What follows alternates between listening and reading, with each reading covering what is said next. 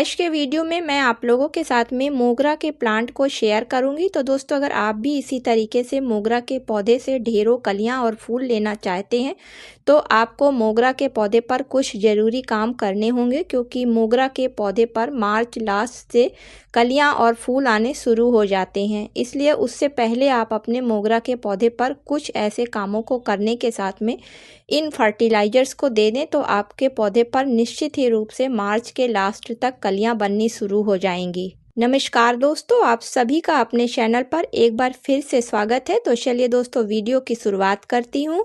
तो दोस्तों, सबसे पहले अगर अभी तक आपने अपने पौधे पर किसी तरीके की लाइट या हार्ड प्रूनिंग नहीं करी है तो वो कर दीजिए।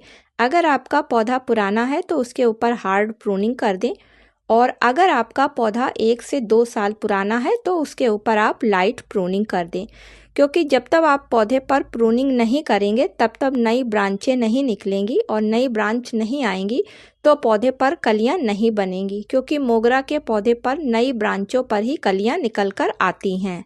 दोस्तों, मोगरा के पौधे से अगर अच्छी मात्रा में फूलों को लेना है तो उसके लिए आप अपने मोगरा के पौधे को इस समय उठाकर पूरी धूप वाली जगह पर रख दें।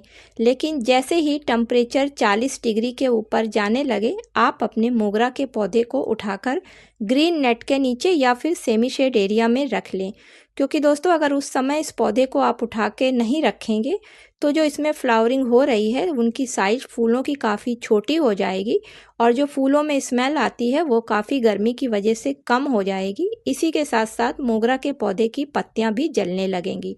लेकिन अभी आपको फ्लावर लेने हैं और अभी टेम्परेचर इतना अधिक नहीं है, तो आप इसको पूरी तरीके से धूप वाली जगह पर ही रखें। दोस्तों, तीसरा काम करना है कि मोगरा के पौधे की मिट्टी में हमेशा नमी बनाकर रखना है, क्योंकि इस पौधे को नमी काफ़ी पसंद है।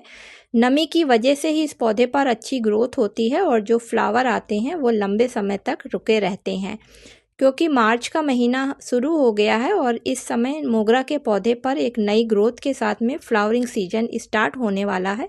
ऐसे में अगर आप पौधे की मिट्टी को सूखा रखेंगे तो पौधे पर ग्रोथ नहीं होगी, साथ में उसमें कलियां भी नहीं बनेंगी। तो नमी का विशेष ध्यान रखें। चलिए बात कर लेते हैं कि मोगरा के पौधे को कौन सी फर्टिलाइजर देनी है और किस तरीके से देनी है। तो दोस्तों, सबसे पहले गमले की मिट्टी की गुड़ाई कर लेते हैं, जिससे कि जब कोई फर्टिलाइज़र हम डालें इसमें तो वो मोगरा के पौधे की जड़ें आसानी से ले सकें। तो धीरे धीरे जड़ों को बचाकर लगभग 2 से 3 इंच गहराई की मिट्टी को बाहर निकाल लेते हैं। तो दोस्तों, मोगरा का पौधा एक हैवी फीडर प्लांट है और इस पौधे को जल्दी जल्दी और अधिक मात्रा में ऑर्गेनिक खादें देनी होती हैं, तभी इस पौधे पर अच्छी ग्रोथ होती है और अच्छी मात्रा में फूल निकल कर आते हैं।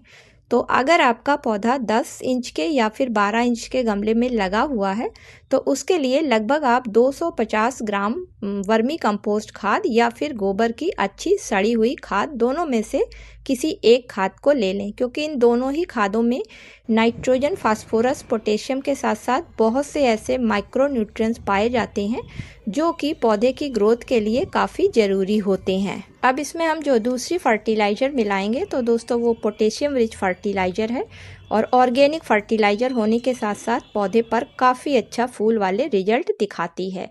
तो ये है केले के छिलके से बनी हुई फर्टिलाइज़र, और केले के छिलकों को अच्छी तरीके से सुखाने के बाद में ग्राइंड करके पीसने के बाद जो पाउडर तैयार होता है ये वो फर्टिलाइज़र है। और इस फर्टिलाइज़र में बहुत अधिक मात्रा में पोटेशियम, कैल्शियम, आयरन, कार्बोहाइड्रेट के साथ साथ विटामिन ए जैसे पोषक तत्व पाए जाते हैं। और जब इसका पौधे पर इस्तेमाल किया जाता है तो जिस भी पौधे पर फ्लावरिंग नहीं हो रही होती है या लेट हो रही होती है उस पर फ्लावरिंग बहुत जल्दी स्टार्ट हो जाती है।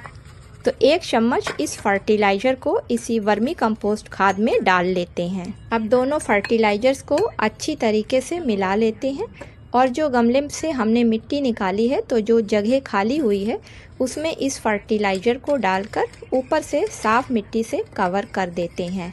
अब अगली फर्टिलाइज़र जो इसमें आपको डालनी है वो भी ऑर्गेनिक है और पोटेशियम रिच फर्टिलाइज़र दोस्तों वो भी है, और पौधे पर इसको डालने से काफ़ी अच्छा असर होता है। जिस पौधे पर फूल नहीं आ रहे होते हैं तो फूल बहुत जल्दी आने लगते हैं, क्योंकि ये फिटकिरी का पानी है और फिटकिरी में बहुत अधिक मात्रा में पोटेशियम सल्फेट के साथ साथ विटामिन सी और एंटीबायोटिक और एंटीऑक्सीडेंट जैसे पोषक तत्व पाए जाते हैं, जिसके कारण कि पौधे की मिट्टी में भी किसी तरीके की फंगस नहीं लगती है, कीड़े नहीं आते हैं। इसके अलावा मिट्टी जो है वो हल्की सी एसिडिक भी हो जाती है और मोगरा के पौधे को हल्की सी एसिडिक मिट्टी ही काफ़ी पसंद है, क्योंकि ऐसी मिट्टी में ये मिट्टी से पोषक तत्वों को तेज़ी से इसकी जड़ें लेती हैं और पौधे के हर भाग में पहुंचाती हैं, जिसकी वजह से पौधा अच्छी तरीके से ग्रोथ करता है। साथ ही साथ उस पर फ्लावरिंग भी जल्दी स्टार्ट होती है। इस फर्टिलाइज़र को बनाना काफ़ी आसान होता है। उसके लिए लगभग आप 2 ग्राम के करीब फिटकिरी का टुकड़ा ले लें और उसको 1 लीटर पानी में घोलकर लगभग 2 से 3 घंटे के लिए छोड़ दें। जब वो पूरी तरीके से पानी में घुल जाए, तब उस पानी को आप उठाकर मोगरा की मिट्टी में डाल दें। तो इस फर्टिलाइज़र का पौधों पर बहुत अधिक इस्तेमाल नहीं किया जाता है, 2 से 3 महीने में एक बार ही इस्तेमाल करना होता है, क्योंकि अगर अधिक मात्रा में आप इसका इस्तेमाल पौधों पर करेंगे तो मिट्टी काफ़ी एसिडिक हो जाएगी, जिसकी वजह से पौधे की जड़ें खराब हो सकती हैं। तो दोस्तों, इस तरीके से अगर आप इन फर्टिलाइज़र्स का अपने मोगरा के पौधे पर इस्तेमाल करते हैं और पौधे को धूप में रखते हैं तथा पानी का ध्यान रखते हैं, तो निश्चित ही रूप से आपके मोगरा के पौधे पर मार्च लास्ट तक कलियां बननी शुरू हो